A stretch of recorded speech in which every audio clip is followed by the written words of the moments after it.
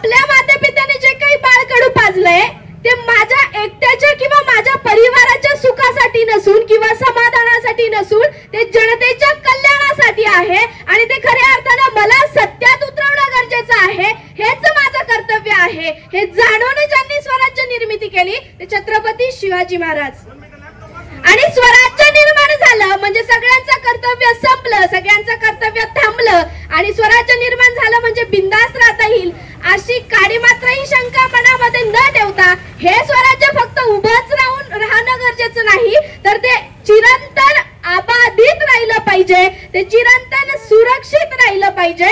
म्हणून त्या हिंदवी स्वराज्य संरक्षण करणं गरजेचं आहे. म्हणून हिंदवी स्वराज्याचे रक्षक झाले, धर्मरक्षक झाले, धर्मवीर झाले ते धर्मवीर संभाजी महाराज. महाराज म्हणजे कुण्या इरागैरानं किंवा माझ्यासारख्यानं सांगणारी गोष्ट नाहीये किंवा छत्रपती शिवाजी महाराज म्हणजे एवढं छोटं व्यक्तिमत्व नाहीये की ते मी काही मिनिटात काही तासात मांडू शकते. छत्रपती शिवाजी महाराजांचा इतिहास जर तुम्हाला एका वाक्यात सांगायचा झाला तर तो इतिहास असा आहे की आपल्या या सगळ्या अखंड आभाळाची कागद जरी केला आणि समुद्राची शाही केली, रक्ताची शाही केली तरी तो इतिहास पुनरावृत्ती होऊन लिहिता येणार नाही. एवढा अखंड प्रबळ इतिहास आपल्या या महाराष्ट्राला लाभला तो छत्रपती शिवाजीराजांमुळे.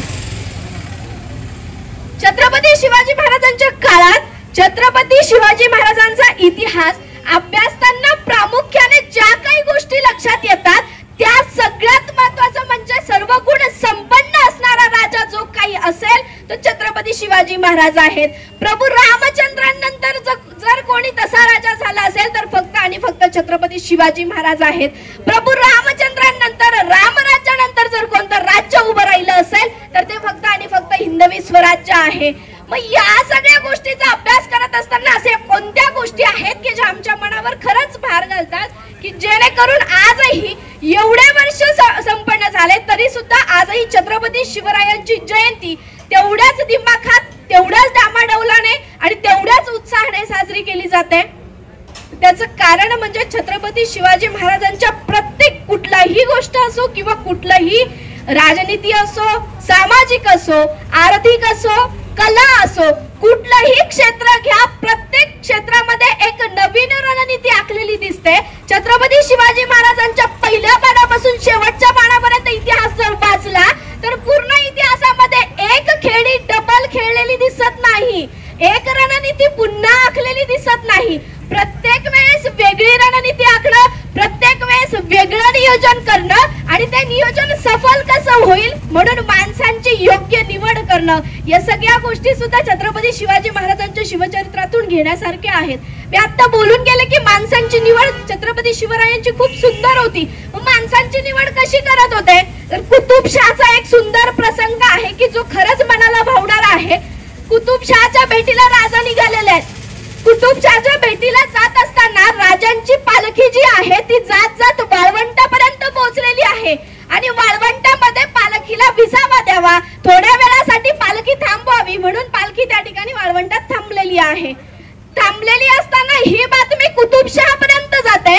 कुतुबशहाला कळतं की हिंदवी स्वराज्याचा जो राजा आहे छत्रपती शिवाजी महाराज आहेत ते आपल्या भेटीला येत आहेत. आणि त्यावेळेस कुतुबशहा शत्रू असताना सुद्धा स्वतः काही पावलं चालत, काही मैल चालत छत्रपती शिवरायांच्या पालखीपर्यंत येतो आणि त्यांच्या पालखीला स्वतः खांदा देतो. स्वतः खांदा देऊन ती पालखी कुतुबशहाच्या दरबारात जाते. कुतुबशहाच्या दरबारात पालखी गेल्यानंतर कुतुबशहा घरी आल्यानंतर जसं पाहुण्यांचं आदरातिथ्य होतं अगदी त्या पद्धतीने छत्रपतींचं आदरातिथ्य झालेलं आहे. आणि त्यानंतर कुतुबशहा छत्रपती शिवरायांना आपला दरबार दाखवायला सुरुवात करतो. तो दरबार दाखवत असताना कुतुबशहा खूप मोठ्या गर्वाने सांगत असतो की माझ्याकडे एवढं हत्तीदळ आहे, माझ्याकडे एवढं घोडदळ आहे, माझ्याकडे एवढं पायदळ आहे, माझ्याकडे एवढं सैन्य दळ आहे, या सगळ्यांचा कारभार मी स्वतः चालवतो, हे कुतुबशहा सांगत होता. आणि त्यावेळेस छत्रपती शिवरायांचं एकच वाक्य आहे की अहो तुम्ही काय सांगता, माझ्याकडे एवढं हत्तीदळ आहे, एवढं घोडदळ आहे, एवढं सैन्य दळ आहे, तुमच्या एका हत्तीच्या ताकदीची एक एक माणसं माझ्या सोबत आहेत. आणि त्यावेळेस कुतुबशाह विचारतो की हे जे काही तुम्ही विधान केलं याला पुरावा काय आहे, जर तुमच्याकडे तशी माणसं असतील तर दाखवून द्या. आणि त्यावेळेस त्यांच्यासोबत होते यसाजी कंक. त्यावेळेस त्यांनी सांगितलं की आजही माझ्यासोबत तुमच्या हत्तीच्या ताकदीचा माणूस आहे. आणि त्यावेळेस कुतुबशाह म्हणतो की जर तुमच्याकडे हत्तीच्या ताकदीचा माणूस असेल तर नक्कीच आमच्या हत्तीची आणि तुमच्या माणसाची झुंज व्हायला काही हरकत नाही. आणि त्यावेळेस राजा येसाजी कंकाच्या पाठीवर थाप देतात आणि लढ येसाजी म्हणतात आणि येसाजी रणांगणात उतरतो आणि तिकडून कुतुबशहाने मदमस्त केलेला हत्ती सोडला जातो. हत्ती रणांगणात येतो, इकडून येसाजी कंक रणांगणात उतरतात. हत्ती येसाजी कंकांकडे बघतो, येसाजी कंक हत्तीकडे बघतात, दोघांची नजर एक होते, रणसंग्राम सुरू होतो. आणि अशा वेळेस छत्रपती शिवाजी राजे मात्र बिनधास्त आहेत, कारण त्यांना माहिती आहे की माझ्या विश्वासाला तडा जाणार नाही. पण कुतुबशहाचा मात्र काळजाचे ठोके चुकायला लागले आणि कुतुबशाह म्हणायला लागला की येसाजी, अरे येसाजी माघार घे, येसाजी जेव्हा निशी मुगशील येसाजी माघार घे. आणि त्यावेळेस येसाजी सांगतात की जो माघार घेईल तो छत्रपतींचा मावळाच नाही, अरे मरेल पण शरण जाणार नाही. आणि त्यावेळेस येसाजी कंकांनी आडवी तलवार उभी केली. येसाजी कंकांची म्याणामध्ये असणारी तलवार नंगी तलवार उपसली गेली आणि तलवार जाऊन कुतुबशहाच्या हत्तीच्या सोंडेवर बसली. मदमस्त असलेला कुतुबशहाचा हत्ती तिथे गारद झाला आणि कुतुबशहाचा गर्व जो काय आहे तो मातीत मिळाला. मला वाटतं आपल्याही सोबत जर माणसं कशी असावी तर ती येसाजी कंकांसारखी असावी. आपल्याही सोबत माणसं पारखण्याची जर आपली गुणवत्ता कशी असावी तर छत्रपती शिवरायांसारखी असावी, की ज्यावेळेस आपल्या घरावर संकट येतं आणि आपली उपस्थिती त्यावेळेस आपल्या घरात नसते तर त्यावेळेस आपल्या सोबतच्या माणसांनी आपलं कर्तृत्व पार पाडलं पाहिजे आणि आपल्या घराला आधार देण्याचं काम खऱ्या अर्थानं आपल्या सोबतच्या माणसांनी केलं पाहिजे. अशी माणसं जर तुमच्या सोबत असतील तर मी म्हणेल जगातला सगळ्यात श्रीमंत माणूस तुम्हीच असाल, जगातला सगळ्यात श्रीमंत माणूस तुम्ही असाल. आपली श्रीमंती म्हणजे आपण कमवलेली माणसं असतात, आपण कमवलेली धनसंपत्ती नव्हे. हे ज्याला कळालं त्याला छत्रपती शिवरायांचा इतिहास कळाला. छत्रपती शिवरायांच्या इतिहासामध्ये अजून काय पाहिलं? छत्रपती शिवरायांच्या इतिहासामध्ये स्त्री संरक्षण पाहिलं. छत्रपती शिवरायांनी आपल्या वाङ्मयापासून, आपल्या अध्यात्मातून आपल्याला जे काही बाळकडू मिळालं, आपल्या वाङ्मय असो, आपल्या अध्यात्म असो, तुकाराम महाराजांचं बाळकडू असो, या सगळ्या गोष्टींचा अभ्यास करून या सगळ्या गोष्टींनी स्त्री संरक्षण कसं प्रबळ करता येईल याच्याकडे प्रकर्षाने लक्ष दिलेलं दिसतं. कारण आपण नेहमी, मी पहिलेही सांगितलं की जिच्या हाती पाळण्याची दोरी ती जगात उद्धारी. जगाचं कल्याण जर करायचं असेल तर जिच्या हाती पाळण्याची दोरी आहे ती सुद्धा तेवढीच संरक्षित झाली पाहिजे, तिला सुद्धा तेवढंच संरक्षण भेटलं पाहिजे. कारण ज्या वेळेस राक्षसांचा सामना करत असताना देव राक्षसांसोबत रणसंग्राम करत होते, देवाचं आणि राक्षसांचं युद्ध चालू होतं, त्यावेळेस सुद्धा देवाने हात टेकले आणि जिला खऱ्या अर्थाने प्रार्थनेने प्रकट केलं आणि जिला प्रार्थना करून राक्षसांचा संहार करायला सांगितला, राक्षसांना संहार करून ही धरती जी काय आहे ती दैत्यभूमी नाही तर देवभूमी करायला सांगितली, ती सुद्धा कालिका जी काही आहे ती सुद्धा स्त्रीच आहे. स्त्रियांचं संरक्षण एवढं महत्वाचं आहे हे छत्रपतींनी त्या काळात ओळखलं. म्हणून मुघल काळात मुघलांच्या ज्या काही टापा येत होत्या, मुघल जे काही पिकांची नासाडी करत होते आणि पिकांची नासाडी करताना आपल्या बापाची अमानत असल्यासारखं आपल्या घरातल्या लेकी बाळी उचलून नेत होते, या गोष्टी कुठेतरी थांबल्या पाहिजे. म्हणून छत्रपती शिवरायांनी सुद्धा स्त्री संरक्षण एवढं बलाढ्य केलं होतं की जिच्यावर बलात्कार केला जात होता, जिच्यावर अन्याय अत्याचार केला जात होता त्याला भरचौकात भरवेशीत चौरंग्या केला जात होता, कुणाचा कडेलोट केला जात होता, कुणाला हत्तीच्या पायी दिलं जात होतं. या सगळ्या इतिहासाचा आणि सध्याच्या वर्तमान स्थितीचा जर मी मेळ घालायला गेले आणि दोन्हींचा अभ्यास करून जर दोन्हींची तुलना करायला गेले तर त्यावेळेस मला वपू काळेंचं वाक्य आठवतं की वपू काळे त्यांच्या पुस्तकात एका ठिकाणी सुंदर लिहून ठेवतात की न्यायालयाच्या बाहेर एक आजी बसलेल्या आहेत भर उन्हात. आजीला विचारलं गेलं की आजी तुम्ही इथे का बसला, तर आजी म्हणतात की माझ्यावर 17व्या वर्षी बलात्कार झाला होता, आज वय वर्ष 60 आहेत, अजून निकाल लागला नाही.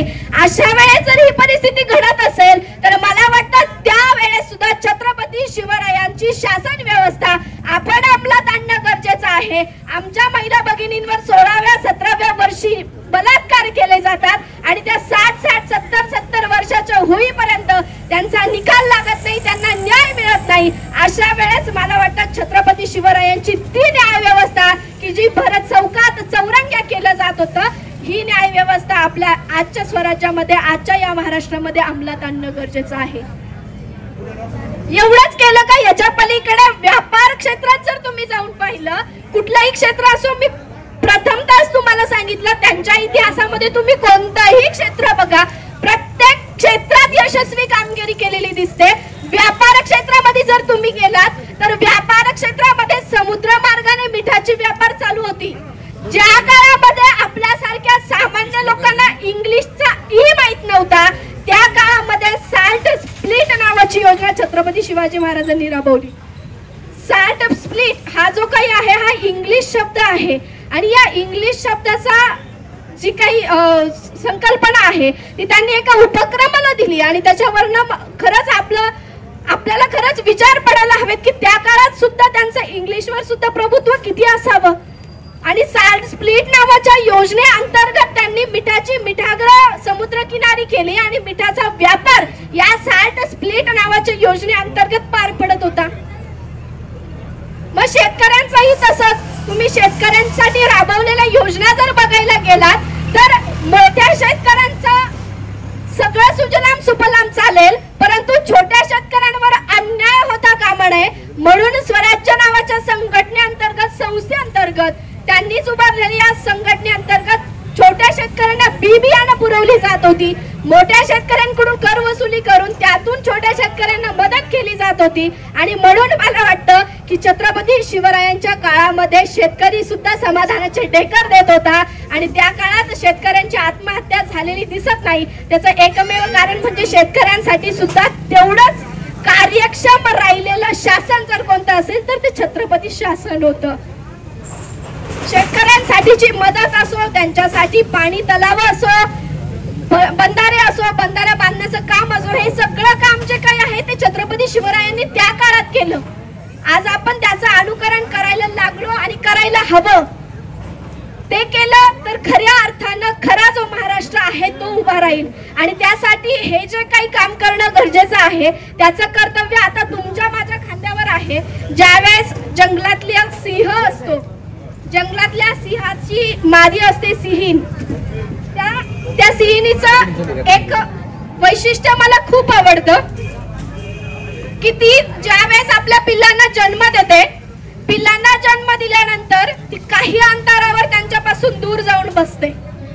काही अंतरावर त्यांच्यापासून दूर जाऊन बसल्यानंतर जन्म दिल्या पिल्लांना जन्म देते आणि जन्म दिल्यानंतर लगेचच काही अंतरावर जाऊन बसते. तिचा एकमेव हेतू हाच असतो की तुम्हाला दूध प्राशन करायचं असेल तर तुम्ही चालत माझ्यापर्यंत यायला हवं आणि ती त्याच्यासाठी काही अंतरावर जाऊन बसलेली आहे. आणि त्यावेळेस पिल्लं धडपडत दुधासाठी आईकडे जाण्याचा प्रयत्न करताय. एक एक करून पिल्लू, आत्ताच जन्मलेलं पिल्लू आहे, आत्ताच जन्मलेले सिंहाचे बछडे आहेत, त्यांना दुधासाठी आईपर्यंत जायचंय. एक पिल्लू उठून हळूहळू धडपडत पडतंय, उठतंय अशा गोष्टी करत ते आईपर्यंत जाते. एक एक करून एक एक पिल्लू आईपर्यंत जाते, परंतु जे पिल्लू आईपर्यंत गेलंच नाही ती आई तिथून झेप घेऊन त्याच्या नरडीचा घोट घेते आणि स्वतःच्या लेकराला जन्म दिलेली आई स्वतःच्याच लेकराच्या नरडीचा घोट घेते. याचा मागचा एकच हेतू आहे की तुम्ही सिंहाचे छावे म्हणून जन्माला आलात, तुम्ही मरताना सुद्धा सिंहाचे छावे म्हणूनच मेले पाहिजे. जर तुम्हाला स्वतःच्या पायावर उभं राहून माझ्यापर्यंत येण्याची क्षमता नसेल तर तुम्हाला जगण्याचा सुद्धा अधिकार नाहीये. हे ती सिंहीण जन्मल्या तिच्या लेकराला सांगत असते. मला वाटतं आमच्या या हिंदवी स्वराज्यामध्ये वावरणाऱ्या प्रत्येक वाघिणीनं आपल्या लेकराला जर असं शिक्षण दिलं तर प्रत्येक घरामध्ये छत्रपती शिवरायांचे पडसाद उमटताना दिसतील आणि ते उमटणं गरजेचं आहे. हिंदवी स्वराज्य स्थापन झालं पाहिजे, छत्रपती जन्माला आले पाहिजे, पण त्याची सुरुवात मला वाटतं ती आपण स्वतःपासून केली पाहिजे. एकमेव पिढी असते तरुण पिढी की जिच्याकडे कर्तृत्वही असतं आणि विचारही असतात, प्रौढ अवस्था असते की ज्यांच्याकडे विचार असतात परंतु कृती नसते, आणि बाल्यावस्था असते की ज्यांच्याकडे कृती असते पण विचार नसतो. म्हणजे बाल्यावस्थेतल्या एखाद्या लेकराला सांगितलं की तुला आता या गाडीवर दगड मारायचा आहे तर तो कृती करेल पण विचार करणार नाही. आणि वयोवृद्ध अवस्थेतल्या एखाद्या व्यक्तीला वाटलं की रस्त्यात दगड आहे तो मला बाजूला करायचा आहे, पण शारीरिक व्याधीमुळे त्याला तो बाजूला करता येणार नाही. एकमेव तारुण्य अवस्था अशी आहे की ज्यांच्याकडे विचार करण्याची क्षमता आहे आणि कृती करण्याची सुद्धा क्षमता आहे. या तारुण्याच्या जोरावर आपण आपल्या देशाला सुजलाम सुफलाम करण्याची जी स्वप्न आपल्या थोरवीरांनी शूरवीरांनी पाहिलेली आहे ती साकार करण्याचं जे काही कर्तृत्व आहे, जी काही जबाबदारी आहे ती आज तुमच्या माझ्यावर येऊन ठेपलेली आहे. आणि मला वाटतं छत्रपती शिवरायांचा वारसा घेत, छत्रपती शिवरायांचा या सगळ्या इतिहासाची गुणधर्म आपल्यात अंगीकृत करत आपण या छत्रपती शिवरायांच्या हिंदवी स्वराज्याची पुन्हा पडसाद उमटवून खऱ्या अर्थानं महाराष्ट्र सुजलाम सुफलाम करू. खऱ्या अर्थानं जी काही शूरवीरांनी आपल्याकडून स्वप्नांची आशा केली ती आशा कुठेतरी पूर्ण केली जाईल अशीच अपेक्षा व्यक्त करते. श्रीराम प्रतिष्ठानच्या वतीनं आज या ठिकाणी शिवजयंतीच्या शुभ पर्वावर या ठिकाणी खूप सुंदर उपक्रमांचं आयोजन केलं गेलंय. भव्य रक्तदान शिबिर. रक्तदान सर्वात श्रेष्ठ दान मानलं जातं, कारण एखाद्या जीवाचा जन्म मरणाचा हा प्रश्न असतो आणि त्यावेळेस जर आपल्याकडून एवढं मोठं दान होत असेल तर ते खरंच जगात श्रेष्ठ दान मानलं जातं. आणि हे सुद्धा श्रीराम प्रतिष्ठान अंतर्गत या ठिकाणी होत आहे.